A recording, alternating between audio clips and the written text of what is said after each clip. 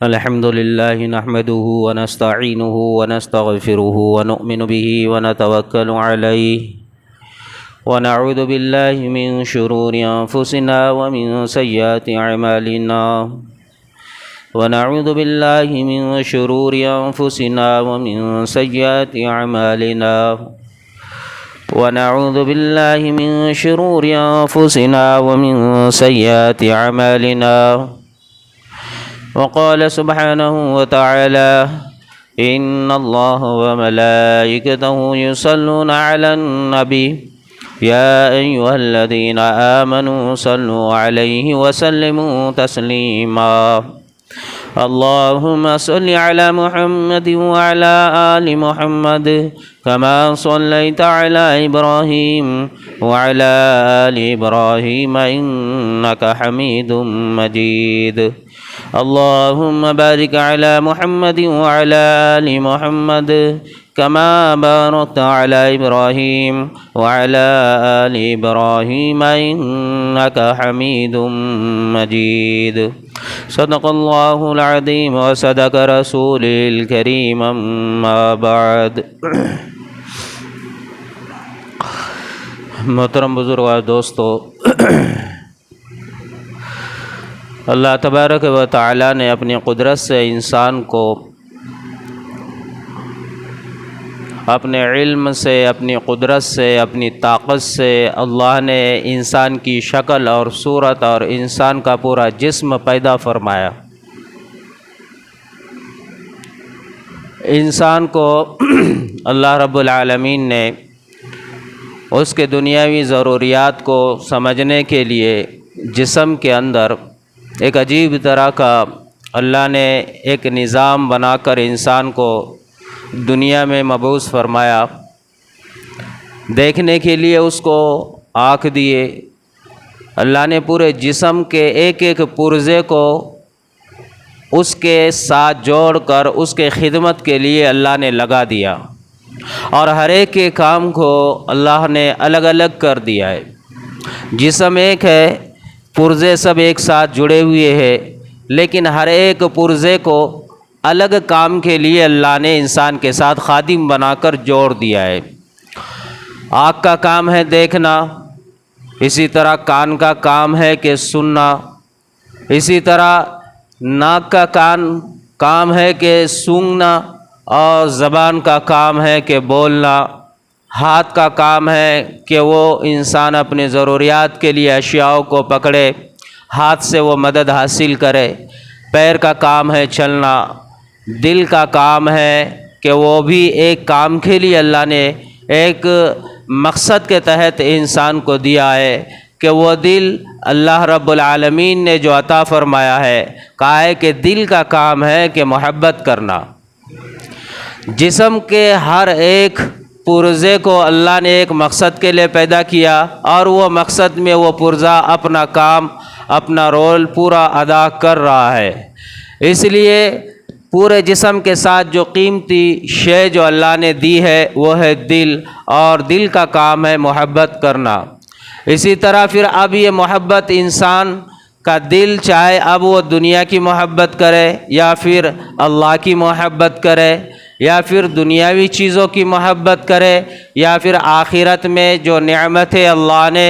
ایمان والوں کے لیے مقدر میں ان کے لیے جو طے کی ہے ان چیزوں سے محبت کرے، یہ اب انسان کا دنیا میں رہتے ہوئے اس کے اپنے دل کا اختیار ہے کہ وہ کس چیز کی محبت سے اپنے آپ کو بھرتا ہے۔ اگر دنیاوی محبت دل کے اندر ہمارے بیٹھ گئی تو میرے بھائیوں، یہ جو دل ہے جس مقصد کے لیے اللہ نے پیدا کیا، یہ اس کام سے رہ گیا، یعنی اس نے نفع میں نہیں بلکہ اپنے آپ کو نقصان میں ڈال دیا۔ جس دل میں دنیا کی محبت ہے، پھر پورا جسم اس کا اسی کے طرف اسی کام کے لیے اس کا خادم بن کر اس کا ساتھ دیں گا۔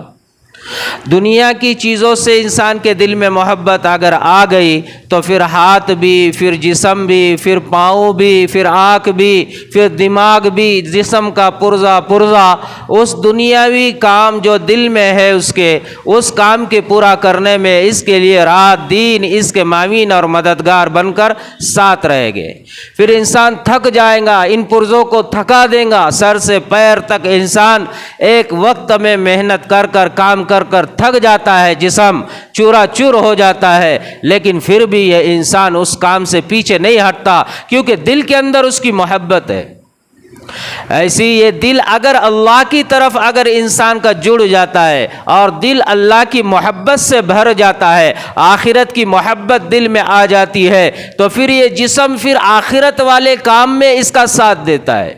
اعمال صالحین میں اس کو آگے بڑھاتا ہے۔ اعمال صالحین میں پھر یہ جسم، اس کے پاؤں، اس کا ہاتھ، اس کے کان، اس کی زبان، یہ ہر وقت جو ہے وہ چیز پسند کرتے ہیں جس سے رب راضی ہوتا ہے، جس سے رب کی محبت بڑھتی ہے اور جس سے آخرت کی چیزوں کو سن کر مزہ آتا ہے۔ ایسی چیزوں سے پھر یہ انسان کا پورا جسم سیراب ہونے کو بیتاب رہتا ہے، اور دل کی محبت ہونے پر یہ پورا جسم اس میں تھکتا نہیں، اور اس میں پھر انسان کو آگے تک لے پہنچتا ہے۔ پھر چاہے رات کا وقت ہو، پھر چاہے دن کا وقت ہو، پھر یہ انسان اس رب کے سامنے کھڑے ہونے کے لیے جب صرف ارادہ اور عزائم کرتا ہے، پورا جسم کہتا ہے کہ میں تیار ہوں۔ پھر یہ کھڑے ہو کر رات بھر عبادت میں اللہ کے سامنے کھڑا ہو تو پاؤں پھر یہ تھکان کو محسوس نہیں کرتے، جسم بوجھ اور اوجل دار نہیں ہوتا، پھر یہ آنکھ بند نہیں ہوتے، سونے کا وقت ہے لیکن پھر بھی یہ آنکھ جاگ کر اس کا ساتھ دے رہے ہیں،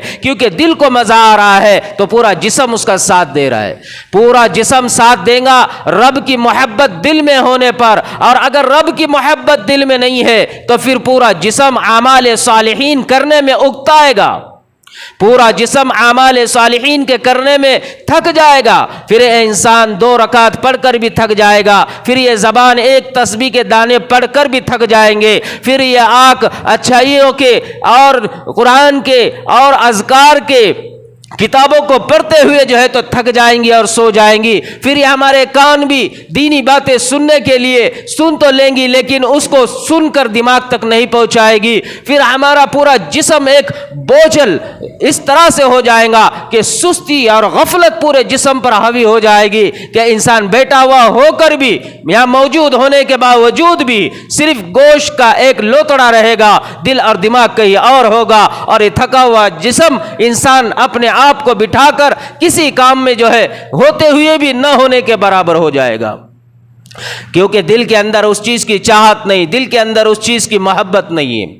اس لیے ہمارے دلوں کو اللہ کی محبت سے بھرنا یہ ہمارے لیے ضروری ہے۔ جب اللہ کی محبت دل میں آ جاتی ہے تو جسم پورا اس کا ساتھ دیتا ہے، اور جسم جب ساتھ دیتا ہے تو میرے بھائیوں پھر انسان کا عمل سے پیچھے رہنا انسان کے لیے خود کو ہی جو ہے یہ انسان پیچھے کرنا پسند نہیں کرتا، پھر دین کے کام میں ہو یا پھر اعمال صالحین میں ہو یا پھر اللہ کے دین کو بندوں تک پہنچانا ہو یا پھر دین کی بقا کے لیے اللہ کے راہ میں نکلنا ہو یا پھر دینی اسلامی شعار کی حفاظت کے لیے اپنے آپ کو آگے بڑھانا ہو، پھر یہ انسان کا جسم ہر وقت انسان کے ساتھ طاقتور اور چست ہو کر انسان کے ساتھ کھڑا ہو جاتا ہے، پھر انسان غفلت میں، پھر انسان سستی میں، اور پھر یہ انسان دنیاوی مشاغل میں اپنے دل اور دماغ کے ساتھ جب یہ بھر جاتا ہے تو جسم وہاں پہنچنا پسند نہیں کرتا،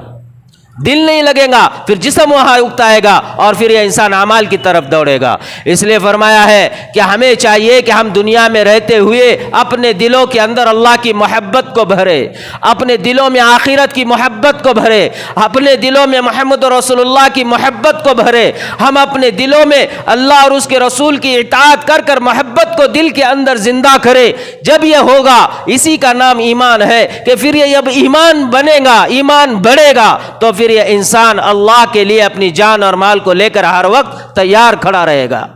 کیونکہ اس کو سکون نہیں آئے گا دنیا کی چیزوں میں، پھر دنیا اس کے لیے بمستاق ایسے ہوگا جیسا مچھلی کے لیے پانی کے باہر کی دنیا۔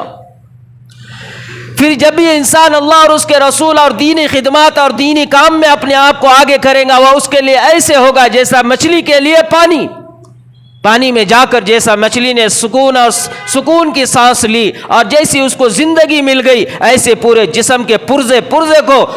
خوشی ملے گی اور پورے پرزے کو راحت ملے گی اور پورا جسم سکون والا ہوگا جب وہ اللہ کی محبت سے دل کو بھرے گا۔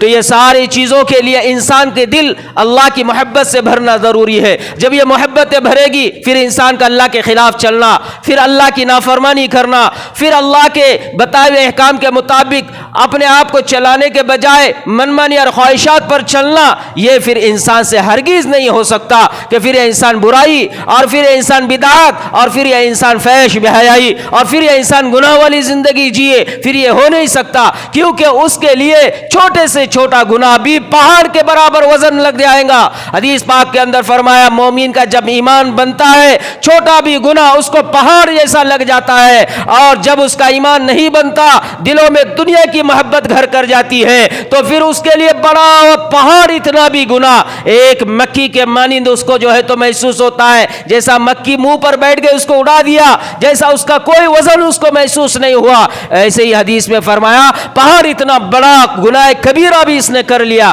تو اس کو کرنے پر اس کو افسوس نہیں ہوگا، کیونکہ یہ ایمان کے نیچے ہونے کی علامت ہے۔ اس لیے قرآن کریم میں اللہ تبارک و تعالی فرماتے ہیں تمہارے لیے ضروری ہے کہ تم اپنے آپ کی اصلاح بھی کرو اور اپنے گناہوں سے میرے سامنے توبہ بھی کرو، اور ہر وقت اپنے آپ کو پاک رکھو برائیوں سے، گناہوں سے، اور اگر تم سے خطا اور غلطی ہو بھی جائے تو تم فوراً میرے سامنے توبہ کر لو۔ اللہ کہتا ہے کہ میں تمہاری توبہ کو معاف کرنے والا ہوں اور میں غفور رحیم ہوں۔ اللہ رب العالمین نے سورۃ الحجر میں فرمایا ہے نبی عبادی انی انا الغفور الرحیم۔ اللہ فرماتا ہے کہ اے میرے بندو میں بڑا معاف کرنے والا اور میں بڑا رحم کرنے والا، میں بڑا غفور الرحیم ہوں، میں بخشش کرنے والا اور میں بخشنے والا ہوں، آؤ میرے سامنے اور اپنے گناہ سے جو زندگی اور دل کالے کر لیے ہیں اس کو پاک کرنے کی مجھ سے فریاد کر لو۔ اللہ فرماتا اگر تم نے یہ فریاد کر لی تو اللہ کہتا ہے کہ پھر تمہاری اس فریاد پر میں تمہاری سن لوں گا اور تمہارے گناہوں کو معاف کر دوں گا۔ اس لیے اللہ پاک نے قرآن کریم میں دوسری طرف بھی ارشاد فرمایا ہے کہ انسان کو چاہیے کہ وہ اپنی فکر کر لے، اپنی اہل و اولاد کی فکر کر لے اور اپنے گھر والوں کی فکر کر لے، اپنی نسل کی فکر کر لے، کیونکہ عنقریب اس کو رب کے سامنے کھڑے ہونا ہے۔ دنیا کا جو کچھ منظر ہے اور دنیا کا جو کچھ نقشہ ہے، یہ زمین پوری کی پوری اللہ کہتا ہے لہو ملک السماوات والارض۔ اللہ فرماتا ہے للہ ما فی السماوات وما فی الارض۔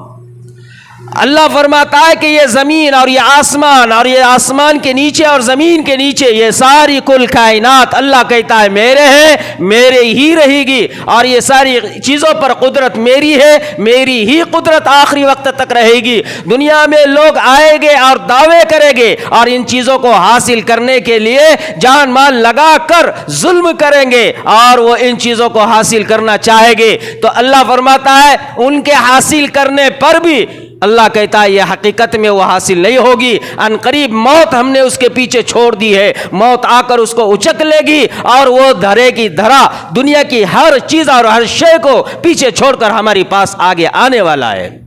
تو دنیا اللہ کہتا ہے جہاں کی وہاں رہے گی، دنیا کی ہر اشیاء میری ہے، ساری چیزوں پر قدرت اور طاقت میری ہے۔ انسان اگر ان ساری چیزوں کو حاصل کرنا چاہے اور حاصل بھی کر لے، اللہ کہتا ہے آخر یہ سب پیچھے چھوڑ کر یہ تنے تنا خالی ہاتھ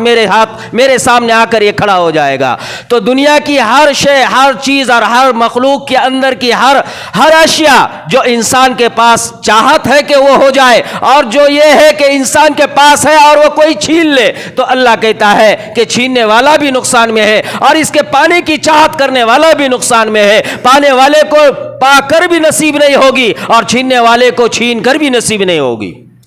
تو دنیا کے پیچھے دوڑنا اور دنیا کو حاصل کرنا اللہ کہتا ہے کہ عقل مندی نہیں ہے، بلکہ عقل مندی یہ ہے کہ تم اپنی فکر کر لو، تھوڑی سی مدت تک تمہیں ہم نے دنیا میں بھیجا ہے، اگر تم نے اس میں وہ کام کر لیا، اس سے بہتر اور اعلیٰ زندگی جو ہم نے تمہارے لیے طے کی ہے وہ ہم تمہیں عطا فرمائیں گے، اور وہ ہے جنت۔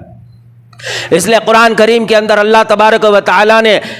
سورۃ التحریم میں 28 پارے میں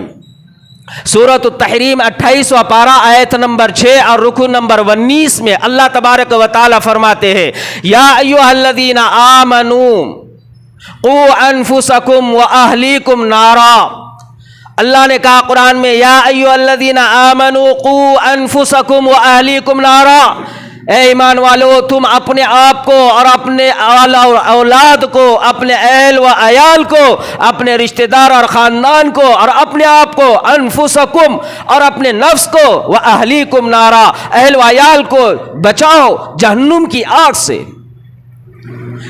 کیوں بچاؤ؟ وقودها الناس والحجارہ، کیونکہ ہم نے جہنم کا ایندھن جو بنایا ہوا ہے، اللہ کہتا ہے کہ ہم نے پتھر اور انسان کو بنایا ہوا ہے. کہیں ایسا نہ ہو کہ رب کے خلاف زندگی گزار کر آؤ اور تم جہنم کا ایندھن بن جاؤ، تمہاری اولاد جہنم کا ایندھن بن جائے، تمہارے اہل و عیال جہنم کا ایندھن بن جائے اور تم خود جہنم کا ایندھن نہ بن جاؤ. وانفسکم واہلیکم نارا،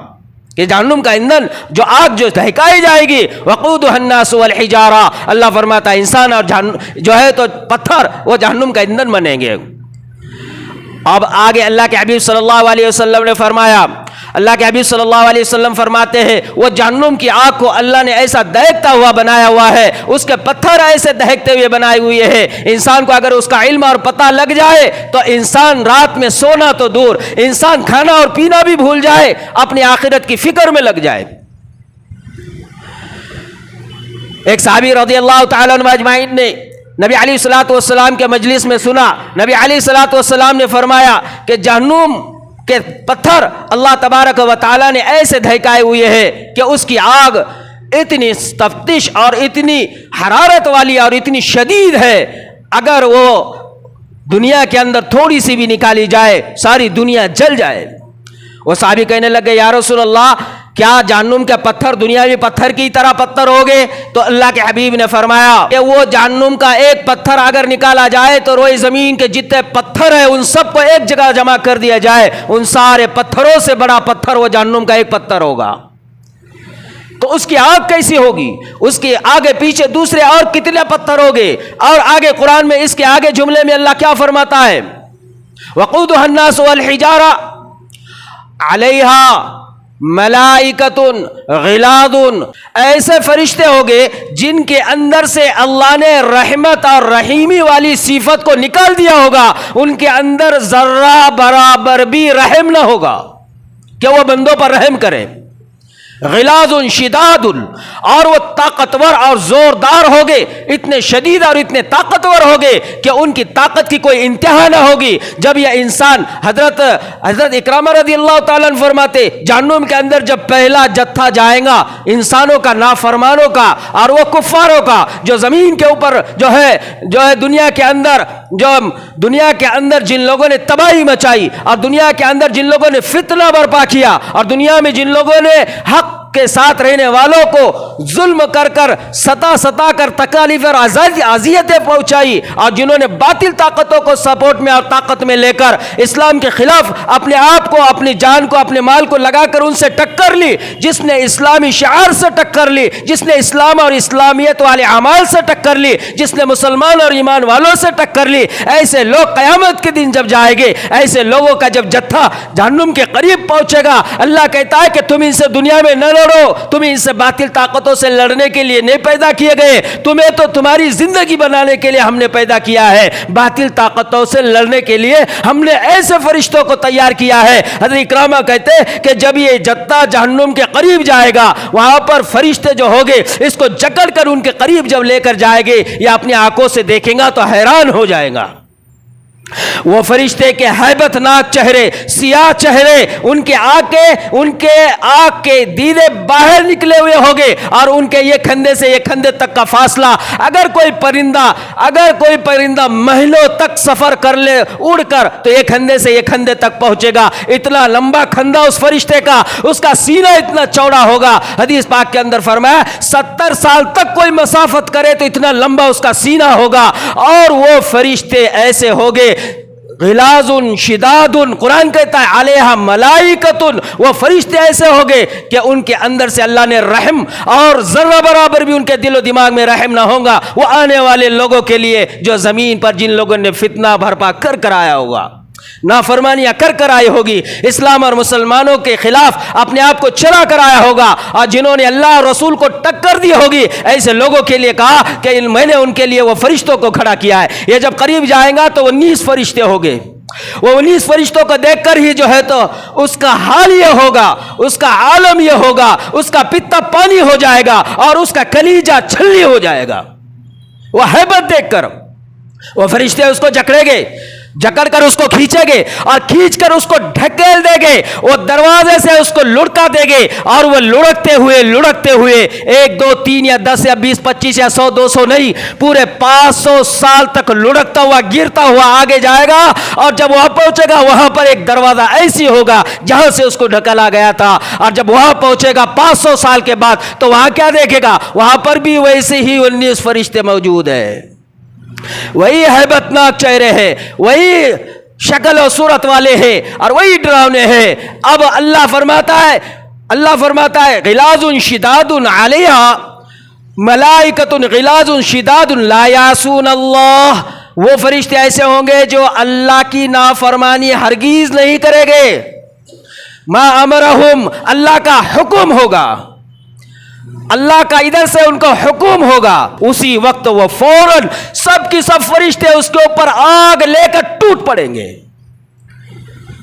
सारे फरिश्ते उसके ऊपर अजाब मुसल्लत कर देंगे, फौरन वो अल्लाह के हुक्म को पूरा करेंगे। इधर से अल्लाह का हुक्म होगा,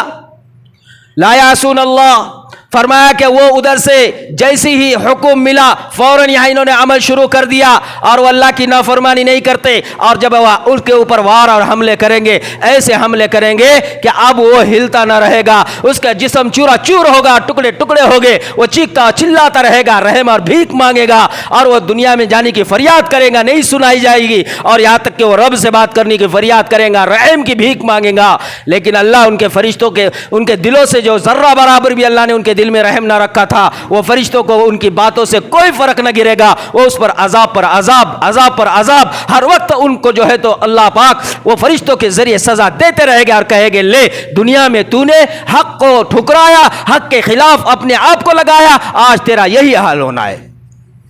एक तरफ अल्लाह के नबी सल्लल्लाहु अलैहि वसल्लम ने, एक तरफ कुरान ने इस चीज को जिक्र किया कि जमीन के ऊपर की जिंदगी के लिए तुम्हें चाहिए अनफुसकुम व अहलिकुम नारा, तुम अपने अपने अहल व अयाल की फिक्र कर लो बस। आगे फरमाया है जमीन की सारी अशियाओं की और सारे चीजों की, अल्लाह फरमाता है तुम फिक्र न करो, ये मेरी कुदरत से पैदा किए। हमने एक हाथ लिया, दूसरे हाथ दिया, दूसरे हाथ लिया, तीसरे हाथ दिया। हमने, अल्लाह ने कुरान में फरमाया है, अल्लाह फरमाता है हम दिनों को बदलते रहते, हालात को, वक्त को बदलते रहते, अदलते बदलते रहते। आज तख्त किसी को दिया, कल किसी और को देंगे, कल किसी और को दिया था, परसों हम किसी और को देंगे। अल्लाह कहते हैं हम हालात और दिनों को अदलते बदलते रहते हैं। अब ये सब कुछ होगा अल्लाह की तरफ से जमीन के ऊपर, लेकिन कामयाब वो होगा जो मौत के वक्त ईमान के साथ दुनिया से जाएगा। अब आगे कुरान करीम में अल्लाह रब्बुल आलमीन ने सूरत अत-तहरीम में, सूरत अत-तहरीम के अंदर 28वें पारे में और रुकू नंबर 20 में और आयत नंबर 8 में अल्लाह फरमाता है या अय्युहल्लज़ीना आमनू तूबू इलल्लाहि तौबतन नसूहा असा अय्युकफ्फिर अन्कुम सय्यआतिकुम व युदखिलकुम जन्नातिन तजरी मिन तहतिहल अनहार, तजरी मिन तहतिहल अनहार। अल्लाह फरमाता है आगे यौम ला युखज़िल्लाहुन नबिय्या वल्लदीन आमनु माहू, यहां ईमान वालों की तरफ अल्लाह फरमाता है वल्लदीन आमनु माहू। फिर आगे अल्लाह फरमाता है नूरुहुम यसआ बैन ऐदीहिम, नूरुहुम यसआ बैन ऐदीहिम व बिअयमानिहिम। अल्लाह फरमाता है ईमान वालों के साथ फिर हम ये उनका मामला करेंगे, उनको यह अता फरमाएंगे नूरुहुम यसआ बैन ऐदीहिम व बिअयमानिहिम। फिर ईमान वाले आगे क्या कहेंगे यक़ूलूना रब्बना अतमिम लना नूरना वग़फिर लना इन्नका अला कुल्ली शैइन क़दीर। अल्लाह ने सूरत तहरीम में ईमान वालों को कहा है तुम्हें क्या करना है। अल्लाह कहता है तुम ये करो। किस लिए? अल्लाह कहता है ईमान वालों तुम सारे दुनिया के गुनाह और सारे दुनिया के बुराइयां कर लिए तुमने, अब तुम आ जाओ और तौबतन नसूहा, तौबा कर लो मेरे सामने अपने सारे पिछली जिंदगी से तौबा करो, अपने आप को बदलो, अपने आप को संवारो और अपने आप के अंदर तब्दीली लाओ और गुनाह से अपने आप को पाक करो। तौबतन नसूहा ऐसा रब्बुकुम, अल्लाह फरमाता है कि फिर तुम्हारे लिए ये होगा अगर तुमने तौबा कर ली, अय्युकफ्फिर अन्कुम सय्यआतिकुम, कि तुम्हारे गुनाहों को हम मिटा देंगे, पूरे गुनाहों को। फिर आगे अल्लाह कहता है जब हमने गुनाह मिटा दिए, तुमने तौबा की, उसके बदले में अब हमने तुम्हें इनाम देना है कि युदखिलुकुम जन्नातिन तजरी मिन तहतिहल अनहार, वो बागात, वो जन्नत की नियामतें, वो नहरें जो जन्नत के अंदर हमने बनाई, वो सब की सब तुम्हें मिल जाएंगी। फिर आगे फरमाता है अल्लाह यौम ला युख्ज़िल्लाहु नबिय्या, अल्लाह फरमाता है क़यामत के दिन अल्लाह मोहम्मद रसूलुल्लाह को यौम ला युख्ज़िल्लाहु नबिय्या, मोहम्मद रसूलुल्लाह को गमगीन और परेशान नहीं करेगा। अल्लाह कुरान में कह रहा है, क्यों कह रहा है? आगे अल्लाह कह रहा है युख्ज़िल्लाहु नबिय्या वल्लज़ीना आमनू माहू, और जिसने नबी पर ईमान ले आया, जिसने कलिमा पढ़ा और जो ईमान वाला हुआ और जिसने अमल सालिहीन कर कर नबी के साथ होने की शहादत दी अपने अमाल से, वल्लज़ीना माहू, और फिर फरमाया वल्लज़ीना आमनू माहू, और उसने ईमान ले आया नबी के साथ। तो अल्लाह कहता है नबी को भी हम गमगीन नहीं करेंगे और नबी के साथ वालों को भी हम गमगीन नहीं करेंगे। ये आखिरत में ये नफा मिलेगा जमीन पर तौबा करने पर। आज यहां तौबा करने रोने पर वहां वो इनाम नबी का साथ, नबी को अल्लाह गमगीन नहीं करेंगे और नबी के साथ वालों को भी अल्लाह गमगीन नहीं करेंगे। फिर आगे अल्लाह फरमाता है, आगे अल्लाह तबारक व तआला ने फरमाया है कि फिर नूरुहुम, फिर हम तुम्हें क्या अता करेंगे? तुम्हें वहां मैदान हशर में, मैदान महशर में अल्लाह कहता है नूरुहुम यसआ बैन ऐदीहिम, हम तुम्हें नूर अता फरमाएंगे जो तुम्हारे जिस्म से, तुम्हारे सामने और तुम्हारे सीधी तरफ नूर जाहिर होगा। क्यों जाहिर होगा? उसके नूर के रोशनी से तुम पुलसिरात का रास्ता पार करोगे। क़यामत के दिन ये गिरो, यहां पर ये जिक्र। दूसरी तरफ हदीस में अल्लाह के रसूल सल्लल्लाहु अलैहि वसल्लम ने क्या फरमाया? कुफ़ार मुशरिकीन जो जमीन के ऊपर इस्लाम को ललकारने वाले, इस्लामी शिआर को ललकारने वाले, मुसलमानों को ललकारने वाले और मुसलमानों के ईमानी अमालों को टकराने वाले और ऐसी मसाजिद, मकातीब, मदारिस, दीनी काम, मराकिस और कुरान और अहदीस और आज़ान और नमाज और शरीयत और सुन्नत वाले अमाल जो इंसान जमीन पे कर रहा है, उसको ललकारने वाले कुफ़ार मुशरिकीन का जिक्र है, जिसको कहा अल्लाह ने कुफ़ार मुशरिकीन क़यामत के दिन वो भी सामने खड़े होंगे, लेकिन उनके साथ भी उठने बराबर नूर होगा। जैसी नूर होगा, आगे जब चलने के लिए कदम बढ़ाएंगे, उन सारे जालिमों का और कुफारों का नूर बंद हो जाएगा, उन्हें रास्ता नजर नहीं आएगा। जब ये उनकी हालत को देखेंगे, उनकी कैफियत को देखेंगे, आगे रास्ता खतरनाक है, पुलसिरात का रास्ता है, वो नजर नहीं आ रहा। जिसके पैरों से, जिसके जो है अंगूठों से जिसके नूर निकल रहा है, जिसके सामने और सीधी तरफ नूर है, वो नूर के रास्ते से रोशनी में वो चल रहा है, वो आगे बढ़ रहा है। वहां जब देख रहा है उनका नूर बुझ गया, बंद हो गया, वो नजर नहीं आ रहे, फौरन रब की तरफ ये उस वक्त मुखातिब हो गया और कहेंगे यक़ूलूना रब्बना, अल्लाह से कहेंगे अल्लाह ये नूर को हमारे लिए मुकम्मल कर दे, अल्लाह हमारे लिए इस नूर को बाकी रख उस वक्त तक जब तक कि हम ये पुलसिरात का रास्ता ना पार कर दे। अल्लाह हम जमीन पर तौबा कर कर आए थे, जमीन पर इस्लाम के लिए जान माल को लगा कर आए थे, जमीन पर इस्लाम के लिए जी कर आए थे, अल्लाह तू हमारे इस नूर को बाकी रख। अतमम लना नूरना वग़फ़िर लना, और कहेंगे अल्लाह तो हमें माफ़ भी कर। वहाँ पर भी इंसान कहेगा अल्लाह तो हमें माफ़ कर, क्योंकि वो हालत देख ली उसने, अल्लाह से अपने आप से भी माफ़ी मांगेगा। वग़फ़िर लना, कुरान कहता है इन्नल्लाह अला कुल्लि शैइन क़दीर, अल्लाह को हर चीज़ पर कुदरत और ताकत है। अल्लाह ने उन ज़ालिम और कुफ़ारों के नूर को बुझो दिया और उन्हें जहन्नुम के अंदर औदमो गिरा दिया, और ईमान वालों के जिस्म से अमाल के ज़रिए ईमान वालों का नूर उनके जिस्म से निकाल कर उससे जो है अल्लाह ने पुलसिरात से उन्हें पार करा दिया। अल्लाह कहता है तुम्हारे लिए जरूरी है कि तुम जमीन के ऊपर ये नूर को हासिल कर लो, और ये ईमान के साथ तुम मौत के वक्त अपने आप को जोड़े रहो, और मुश्तक आओ तो अमल और ईमान के साथ आओ। कुरान ने इसीलिए कहा तूबू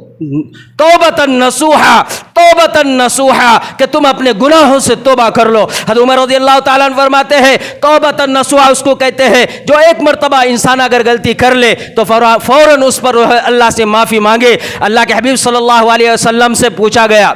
توبتن نصوحا کیا ہے؟ نبی علیہ الصلوۃ والسلام نے بھی فرمایا انسان غلطی سے گناہ کرے اور فوراً اس پر توبہ کرے اور فوراً نادم ہو جائے اور فوراً اس پر استغفار پڑھے، یہ توبتن نصوحا ہے، اور پھر آگے آئندہ اس گناہ کو نہ کرنے کا عہد اور ارادہ پکا کرے، یہ توبتن نصوحا ہے۔ حضرت حسن رضی اللہ تعالیٰ عنہ سے پوچھا توبتن نصوحا کی جو قرآن کہتا ہے یہ کون سی توبہ ہے؟ تو حضرت حسن کہتے ہیں کہ توبتن نصوحا وہ ہے، توبہ وہ توبہ ہے جب تمہیں گناہ تم سے ہو جائے اسی وقت فوراً تم اللہ کے سامنے توبہ کر لو، اور جب تم توبہ کر لو تو ایسی توبہ کرو کہ گناہ کرتے ہوئے گناہ کی جو لذت دل میں تھی اتنی ہی دل میں اس کی نفرت پیدا کرو اور آئندہ موت تک اس گناہ کے قریب نہ جائے، ایسا عہد اور پیمان کرو اور پھر استغفار پڑھو۔ علماء فرماتے ہیں جو بندہ استغفار اس وقت پڑھ لیتا ہے یہ اس کی توبۃ نصوحا ہے۔ اس لیے حدیث پاک کے اندر فرمایا جو بندہ سید الاستغفار صبح میں ایک مرتبہ پڑھتا ہے شام تک اگر اس کی موت ہو جائے جنت میں پہنچ جائے گا، اور جو شام میں پڑھ لے وہ صبح تک اگر فرمایا کہ موت رات میں کہیں اس کے وقت پر ہو جائے تو فرمایا کہ صبح تک وہ عمل اس کے کام آئے گا، رات میں پڑھا ہوا صبح تک اور صبح میں پڑھا ہوا شام تک فرمایا موت آنے پر سیدھا جنت میں پہنچائے گا۔ اور سید الاستغفار ہے اللہم انت ربی لا الہ الا انت انا عبدک وانا علی عہدک ووعدک ما استطعت واعوذ بک من شر ما صنعت ابوء لک بنعمتک علی وابوء بذنبک فاغفر لی فانہ لا یغفر الذنوب الا انت۔ جب بندہ اس استغفار کو پڑھتا ہے حدیث میں فرمایا ایک مرتبہ پڑھنے پر شام تک بھی اگر اس کو موت نے آ کر چھو لیا سیدھا جنت میں پہنچے گا۔ یہ زمین پر جانے زمین پر رہتے ہوئے کام کرنے کے جس کے بدولت جنت میں پہنچنے والے اعمال جو ہم آج کر سکتے ہیں میرے بھائیوں، اس لیے قرآن نے کہا توبہ کر لو پکی، اللہ سننے کو تیار ہے۔ سورۃ الزمر میں اللہ فرماتا ہے قل یا عبادی الذین اسرفوا لا تقنطوا من رحمت اللہ۔ اللہ فرماتا ہے کہ تم ہرگز نا امید نہ ہونا، میں تمہیں معاف کرنے والا ہوں، تم صرف توبہ کے لیے ہاتھ اٹھاؤ، میں تمہاری توبہ قبول کرنے والا ہوں۔ اس لیے قرآن بھی کہتا ہے انسانوں تم زندہ ہے جب تک وہ حاصل کر سکتے ہو جو تمہیں آخرت میں ہمیشہ کام آئے گا۔ اس لیے حضرت مولانا جلال الدین رومی رحمت اللہ علیہ نے ایک بہترین جو ہے تو بات کو نقل کیا۔ وہ کہتے ایک شخص تھا اور اس کو اللہ نے بنایا تھا عجیب طرح، اس کی شکل عورتوں والی تھی، اس کی سیرت عورتوں والی تھی اور اس کی آواز بھی عورتوں والی تھی۔ اب اس کی یہ حالت تھی، اس کی یہ کیفیت تھی کہ اس کو روزی کی تلاش میں وہ گھر سے نکلا، اس کو پتہ چلا بادشاہ کے دربار میں کسی خادم کی ضرورت ہے، وہ اس کے پاس ملازم کے لیے فریاد کرنے گیا، لیکن جب گیا تو اس کے حلیے کے اعتبار سے عورت کا لباس پہن کر گیا، اور اس نے وہ جو ہے اس کے کنیزوں کے لیے اور اس کے جو عورتیں تھیں اس کے گھر کی باندیاں تھی، وہ شہزادیاں تھی، ان سب کے خادمہ کے لیے اس کو انہوں نے منتخب کیا۔ یہ وہاں پر معذور بن کر وہاں پر جو ہے یہ عورت کے بھیس میں رہ کر اس نے وہاں پر ملازمت حاصل کر لی، لیکن جو رہا عورتوں کے درمیان گناہ پر ابھرتا رہا، یہاں تک کہ گناہ کرتے رہا، اس کو وقتاً فوقتاً گناہ بھی ہونے کا احساس بھی ہوتا رہا، وہ توبہ کرتے رہا، پھر گناہ کرتے رہا، توبہ کرتے رہا، پھر گناہ کرتے رہا، یہاں تک کہ ایک لمبا وقت گزر گیا۔ اسی دوران اس کے بادشاہ کی جو ملکہ تھی اس کا ایک قیمتی جوہر، جو ایک اتنی اعلیٰ قسم کی انگوٹھی تھی، اس کا نگینہ تھا، وہ گم ہو گیا۔ اس کے لیے اس نے اعلان کر دیا جو عورتیں جتنی اس کے خادمہ ہے ان سب کی تلاشی لو۔ ان کی تلاشی لینے پر کسی کے پاس وہ نظر نہ آیا۔ پھر حکم ہوا وہ اتنا قیمتی ہے اگر چاہے تو ان کے پورے کپڑے اتار کر ان کی تلاشی لینا پڑے تو لے لو۔ جب یہ حکم ہوا، اس کا نام نصوح تھا، جب یہ نصوح نے یہ فرمان سنا، شاہی فرمان کے کپڑے اتار کر اس ہیرے کو ڈھونڈنے کی تلاشی کا فرمان ملا ہے، یہ فوراً کپانے لگ گیا, فوراً لرزانے لگ گیا اور دل میں یہ خیال کرنے لگ گیا میں نے بادشاہ کو دھوکہ دے دیا, میں انسان, میں مرد ہوں, میں نے عورتوں کے اندر رہتے ہوئے بد کرداری کی, بد فعلی کی, یہاں تک کہ اس پر توبہ بھی کرتے رہا. آخر یہ میرے سامنے حال آیا. آج اگر میرے کپڑے اتر گئے حقیقت کھل جائے گی, سب کو پتہ چل جائے گا کہ میں کون ہوں, اور اس کی سزا بادشاہ اپنی عزت ناموس کی حفاظت کے لیے سارے بھرے محفل کے اندر میرے سر کو میرے تن سے الگ کر دیں گا. اب سوائے موت کے میرا کوئی چارہ ہی نہیں ہے. اب وہ رونے لگ گیا, اب وہ گڑ گڑانے لگ گیا. امام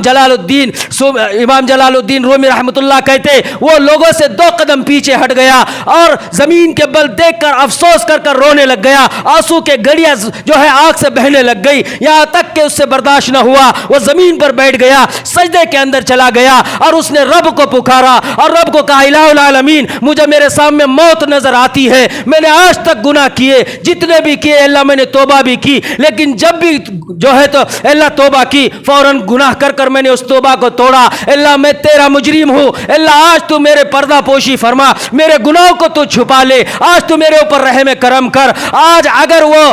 ڈھونڈنے والے مجھ تک پہنچ گئے تو اے اللہ میں تو ہلاک ہو جاؤں گا, مجھے موت ہر کونے سے نظر آنے لگ گئی ہے, اللہ تو مجھے بچا, میں پکی توبہ کرتا ہوں, آئندہ کبھی کوئی گناہ نہیں کروں گا. اب یہ حالت میں سجدے میں تھا, ادھر سے آواز آئی کہ نسو آ جاؤ تمہارا نمبر آ گیا ہے, تمہارے کپڑے اتار کر تلاشی دو. جیسی یہ سننا تھا زور سے چیخ ماری, اس کی روح بے ہوش ہو گئی اور ایسی حالت میں کہ وہ رب کو پکارنے لگ گیا. رب العالمین نے قرآن میں اسی لیے فرمایا قل یا عبادی الذین اسرفوا لا تقنطوا من رحمت اللہ, تم نا امید مت ہونا رب سے, کتنے ہی گناہ اور خطا کیوں نہ ہو. جب اس کی روح اس حالت پر بے ہوش ہونے لگ گئی, اس نے اللہ کی طرف جو ہے تو فریاد کرنی شروع کر دی اور رب نے اس کی فریاد کو سنا. جیسی ادھر سے آواز آئی پیچھے سے ایک دوسری آواز آئی, ہائے رک جاؤ, جو ہیرا چاہیے تھا, جو گم ہو چکا تھا وہ مل گیا ہے, لہذا بادشاہ اور بادشاہ کی جو ہے ملکہ جو ہے وہ سب کی سب خوش و خرم ہے, آ جاؤ سب کو بادشاہ انعام سے نوازنا چاہتا ہے. اب یہ سجدے کی حالت میں رو رہا ہے, بے ہوشی کے عالم میں ہے. اسی حالت میں کہنے لگ گیا اے اللہ مجھ گناہگار کو اتنے گناہ کے بعد بھی تو نے بخش دیا, اے اللہ تو واقعتاً ان اللہ غفور رحیم ہے. اسی وقت تو اس نے توبہ کی اور کہا اللہ اب موت تک اس گناہ کے قریب نہ جاؤں گا اور موت تک گناہ کے دل کے اندر خیالات کو بھی نہیں پیدا ہونے دوں گا. اسی حالت پر اس نے توبہ کی اور ہمیشہ کے لیے نیک بن گیا. سب بستی اور لوگوں کو چھوڑ کر اپنے آپ کو ویرانے میں چلا گیا اور وہ اللہ اللہ کرتے ہوئے زمین پر پھیل گیا. میرے بھائیوں ایسی توبہ کرنے پر اللہ ایسے گناہگار کو معاف کر سکتا ہے تو ہمیں بھی اللہ معاف کرے گا. اس لیے ہمیں چاہیے ہم اپنی اہل و عیال کی فکر کریں, ایمان اور اعمال کی فکر کرے اور توبۃ نصوحہ والی توبہ کرے اور توبہ کر کر ہم اللہ کو راضی کرے تو انشاءاللہ ہم جنت کے بھی حقدار, نور کے بھی حقدار اور پھر اللہ کے پاس انعام کے بھی حقدار ہو گئے. اللہ سے دعا ہے اللہ پاک ہمیں موت تک اعمال صالحین پر جمنے کی توفیق عطا فرمائے. اللہ ہم سب کے گناہ و خطا کو معاف کر کر اللہ سچا اور پکا اللہ ہم سب کو مومن بنانے کے فیصلے فرمائے. وآخر الحمدللہ رب العالمین. استغفر اللہ.